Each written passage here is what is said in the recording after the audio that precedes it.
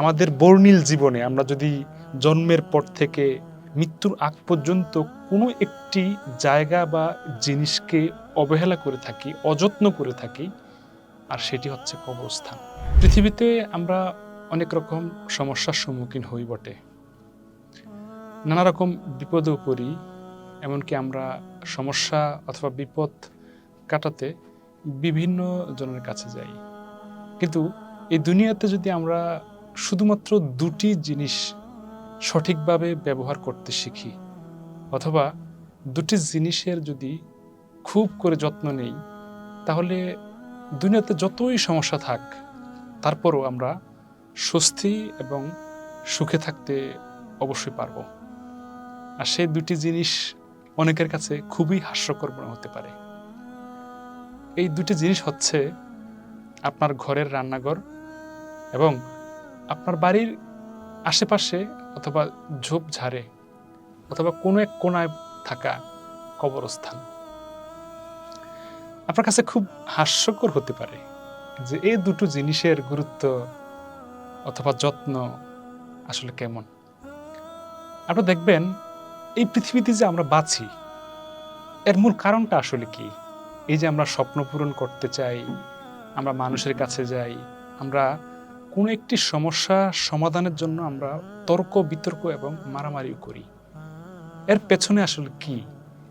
আমাদের স্বাস্থ্য, আমাদের শরীর, আমাদের শক্তি। তো বেঁচে থাকার জন্য আসলে পোশাক আশাকের কথা বলা হয়, সম্মানের জন্য আরো অন্যান্য উপঢৌকন আছে যেগুলোর কথা বলা হয়। কিন্তু আপনি যদি ঠিকমতো খেতে না পারেন, সুস্বাস্থ্য না থাকে, তাহলে আপনি জীবনে কি করতে পারবেন? বেঁচে থেকে আপনার কি লাভ হবে?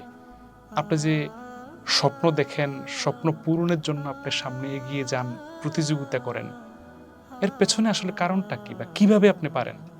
সেটা করার জন্য তো আসলে খাবার দরকার হয়। ওই খাবারে তো আপনার শরীরের শক্তি যোগায় বা আপনাকে বেঁচে থাকতে সহযোগিতা করে, আর সেটা রান্নাঘর থেকেই আসে।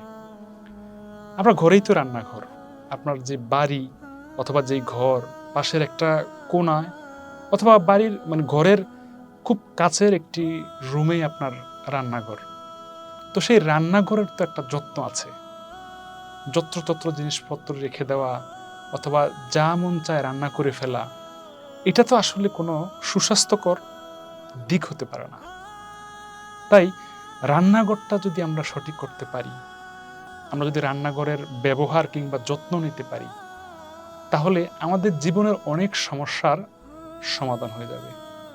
হাসপাতাল নামের যে শব্দটি, এটা আসলে অভিজ্ঞতা, বিভিন্ন জার্নাল এবং ইতিহাস বলে হাসপাতাল বলতে কোনো কিছু আপনার জীবনে থাকবে না যদি আপনি আপনার রান্নাঘরটা ঠিক করতে পারেন এবং যত্ন নিতে পারেন। আর আরেকটা বিষয় হচ্ছে আধ্যাত্মিক কবরস্থান।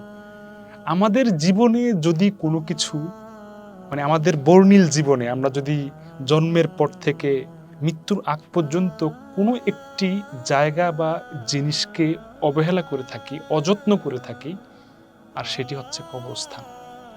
কারণ আমরা শুধুমাত্র একটি মানুষকে দাফন করার জন্য অথবা ঈদের নামাজের পর হয়তো মনে চায় একটু কবরস্থানে গিয়ে কারো কবর জিয়ারত করি, এছাড়া কবরস্থানে কেউ যায় কি অথবা যত্ন নেয় কি, এটা নিয়ে কিন্তু একটা বিরাট প্রশ্ন থাকে আসলে।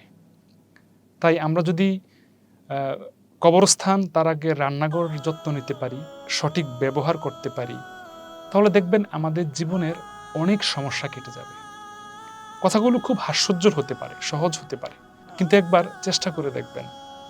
আপনি এখন এই অবস্থা থেকে এর পরবর্তী সময়গুলোতে আপনার রান্নাঘর, আপনার পাশের কবরস্থান, এই দুটো জিনিসের যত্ন নেওয়া শুরু করেন, আপনি ফল পাবেন। আপনি আজ থেকে শুরু করেন, একটা সপ্তাহ দেখেন, 3 দিন দেখেন, বেশি দিন না, 1 সপ্তাহ অথবা 3 দিন, শুধুমাত্র 3 দিন আপনি দেখেন, দেখবেন যে ছোট্ট একটা পরিবর্তন আসবে। আর রান্নাঘরের যত্নটা আসলে কি? আপনি কি খাবেন, কিভাবে খাবেন, কিভাবে রান্না করবেন, করবেন না, এটা অবশ্যই গুরুত্ব দিয়ে করতে হবে। তাহলে দেখবেন জীবনের অনেক সমস্যা কেটে যাবে, আর অনেক সমস্যা জীবনে আসবেই না। একটু চেষ্টা করে দেখেন, একটু বাস্তবতায় ফিরেন, বাস্তবতার সাথে মিলিয়ে চলেন, দেখবেন যে অনেক সমস্যা তো সমাধান হবেই বটে, আর কিছু কিছু বিষয় যেগুলোকে আমরা সমস্যা মনে করি এগুলো জীবনে আসবে না। আল্লাহ আমাদের সকলকে ভালো রাখুক। আপনি যেখানে আছেন, যে অবস্থায় আছেন, সে অবস্থা থেকে দিনে অন্তত একটি ভালো কাজ করার চেষ্টা করবেন। আসসালামু আলাইকুম।